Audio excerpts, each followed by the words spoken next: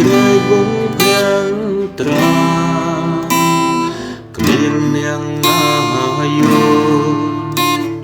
តែពីជីវ៉ាថាបងចង់សាសោកណាយ៉ាងណាហើ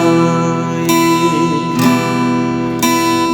សូមដីតែដៀលបងងងស្ទើរគូតជី